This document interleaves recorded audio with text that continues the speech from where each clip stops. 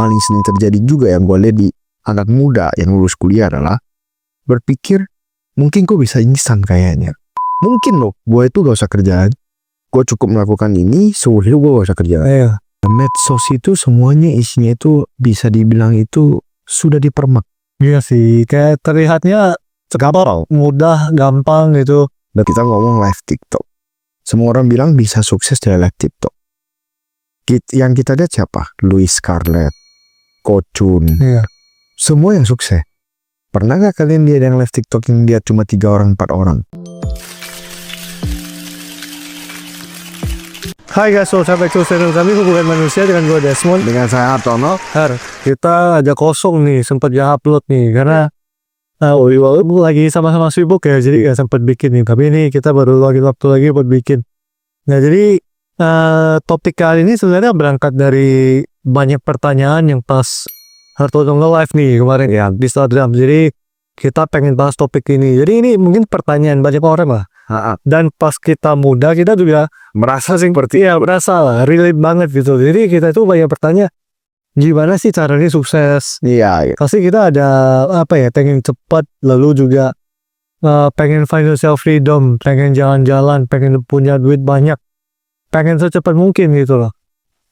Tapi sampai satu titik mungkin udah agak dewasa kita baru menyadari banyak banget yang kita itu mungkin salah kaprah gitu ya. Benar. Ya kita pikir harusnya bisa gimana, ternyata pas di tahap itu dan lebih dewasa baru kita sadari kayaknya nggak realistis. Iya. Banyak hal yang nggak seperti itu. Nah jadi mungkin kita pengen bagiin sudut pandang kita lah ya. Iya. Nah kalau ini sih kita bagi ke 2 topik penting aja sih. Nah jadi yang pertama itu sebenarnya realistisnya nih setelah kita jalanin ya. Semuanya itu butuh proses. Betul. Nah coba dari semua itu butuh proses yang lu alamin tuh kayak gimana Har? Jadi waktu dulu kita pas lulus kuliah, kita itu sebenarnya kan itu banyak orang ngomong quarter life crisis lah. Kita itu mulai dari yang kita sekolah. Sebenarnya wajar ya karena kita sekolah kalau kita hitung itu 16 tahun. 6 tahun SD belum sama TK loh itu. Jadi mungkin sekitar 18 tahun lah. Gitu, 6 tahun SD, 2 tahun TK, 8 tahun, 6 tahun SMP SMA, sama kuliah gitu loh. Jadi dari yang sekolah doang, selama 18 tahun, terus kita akhirnya harus masuk ke dunia kerja atau bisnis. Kita pasti bingung banget kan, yang kita tahu kan cuma sekolah gitu loh. Selama 18 tahun gitu. Jadi pasti kita itu pertama ada penolakan. Pertama kali kita mau mulai kerja mungkin kita mikir, kerja gak ya? Apa gak usah kerja ya? Apa gua kuliah lagi ya? Pasti semua kayak gitu. Kalau seandainya kita punya biaya dan lain-lain gitu ya. Tetapi mau gak mau kita harus hadapi. Nah yang kedua yang paling sering terjadi juga yang gue lihat di anak muda yang lulus kuliah adalah berpikir mungkin gue bisa instan kayaknya. Jadi logika itu dikesampingkan. Karena berpikir bahwa mungkin loh gue itu gak usah kerjaan. Gue cukup melakukan ini, seumur hidup gue gak usah kerjaan. Gitu. Jadi bayangkan 18 tahun kita sekolah, terus kita melihat ada jalan instan. Banyak orang mungkin ngomong ke kita, enggak lah yang kayak gitu gak bener, gak mungkin punya yang kayak gitu mah, percaya sama gua. Tapi dia tetap memilih itu karena apa? Karena mudah ya. Lebih gampang daripada lo harus kerja bertahun-tahun, memikirkannya aja menyeramkan gitu loh. Padahal kalau dijalanin mah enggak. Jadi ini wajar banget.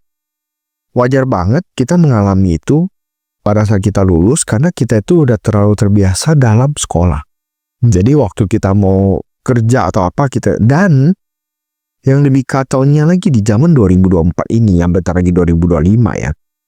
Medsos itu semuanya isinya itu bisa dibilang itu sudah dipermak.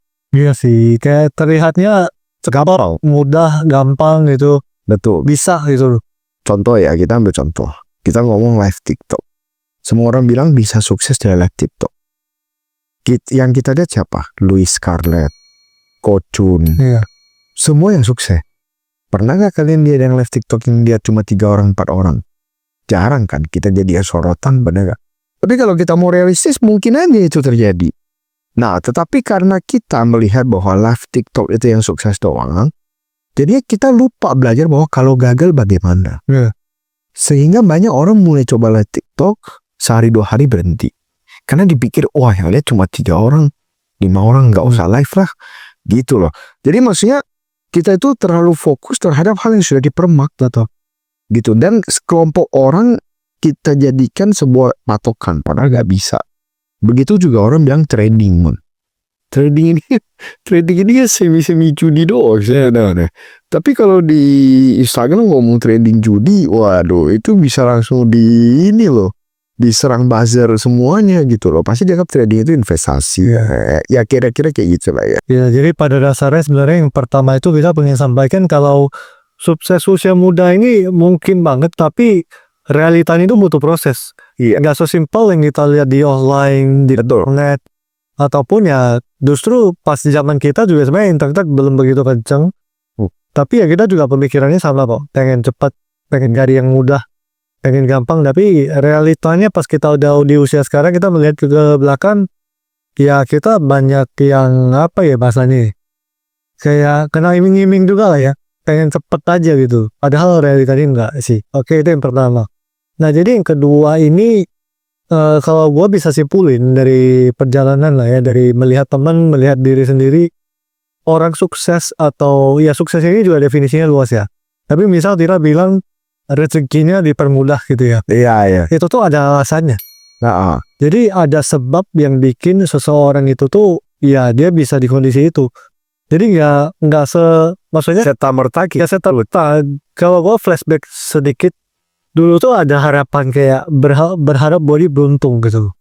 Semoga entah orang tua gue kasih lah, atau semoga bisa dapat klien kakap atau itu ada harapan seperti itu. Tapi untuk dapetin itu tuh ya lu juga ada alasannya yang menyebabkan tuh bisa dapetin itu. betul. Misalnya contoh ada temen yang rezekinya mudah banget.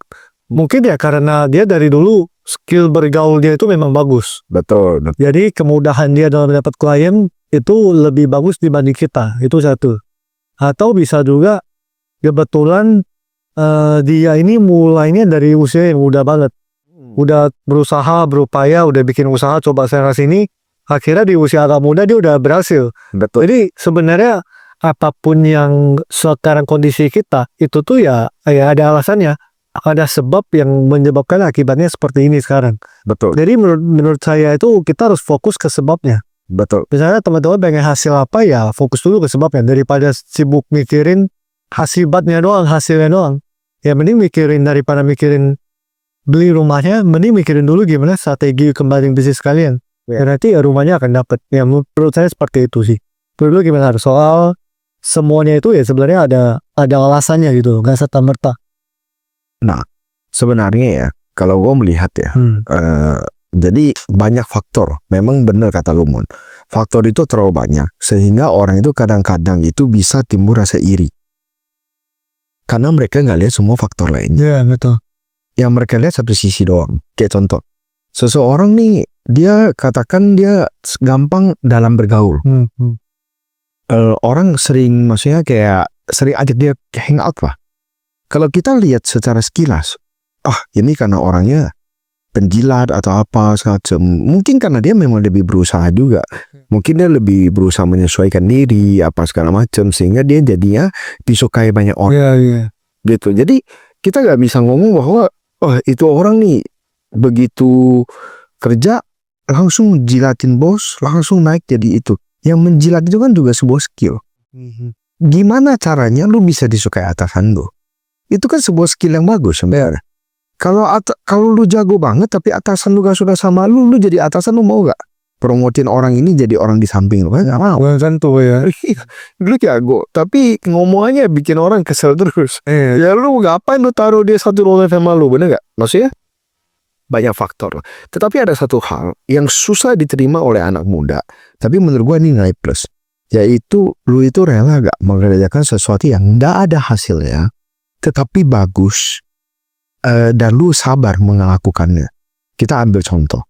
Kalau seandainya lu itu kayak katakan seorang arsitek aja lah, lu rela gak lu itu kerja gak dibayar buat pengalaman? Ya.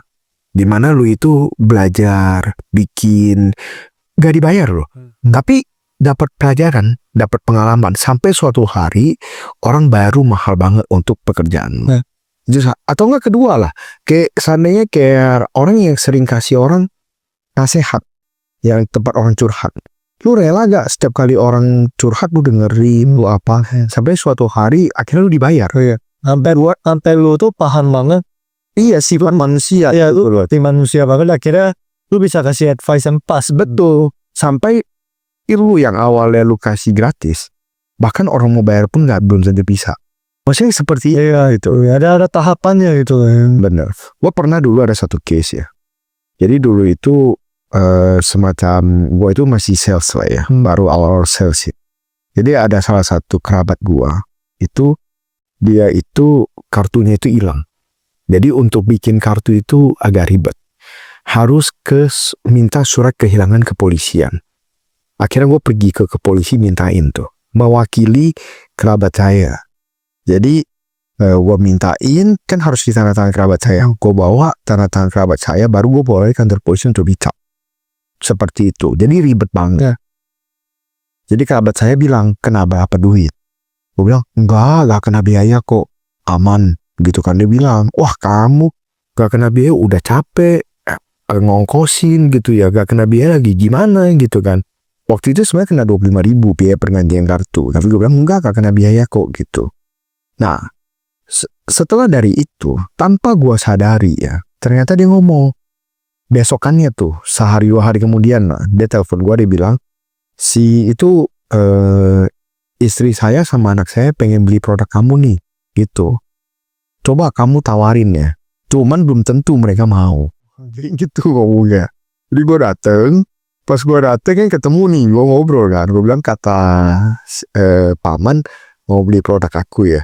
Iya, soalnya paman bilang harus beli, apapun yang saya tawarin harus beli. Waduh, jadi sebenarnya gue dibantu ya. Jadi awalnya yang kita ngebantuin orang tanpa pamrih gitu ya, kita pikir kita cuma itu, ternyata dibantu dan nggak selesai sampai sana. Jadi bahkan mungkin 40% dari karir gue itu dibantu oleh mereka. Tetapi ya gitulah, maksudnya hidup itu kan gitu. Lu mau gak melakukan sesuatu yang seakan-akan tuh gak ada hasilnya? Sebenarnya ini contoh yang memang realita yang banyak terjadi seperti Jadi lebih baik itu kita fokus ke penyebabnya dulu gitu. Betul. Fokus ke prosesnya, baru nanti hasilnya sebenarnya segala faktor yang ada ya akan jadi aja. Iya. Daripada kita ini kan selalu ditanamkan target. Betul. Sedangkan target ini kadang nggak realistis. Iya. Dan yang penyebabnya ya kita kerjain nih. Betul. Cuma fokus ke hasil ya akhirnya nggak capai-capai. Jadi sih dari pengalaman kita yang kita lihat sih seperti itu. Jadi yang pertama tadi itu semua itu butuh proses. Yang kedua, sukses itu pasti ada alasannya. Kenapa dia bisa sukses? Biasanya ya kita fokus ke sebabnya, sebab akibat. Iya. Dan sebabnya udah mendukung, akibatnya ya pasti sesuai juga seperti itu. Nah jadi kira-kira itulah ya. Iya. Soal sukses di usia muda. Nah menurut kalian gimana guys? Apakah ada pendapat juga atau ada pengalaman? Boleh dong coba tulis di komen. Itu dulu, jangan lupa di like, di subscribe, dan di share ke teman kalian yang butuh denger ini. Sampai ketemu di video berikut. Thank you. Thank you.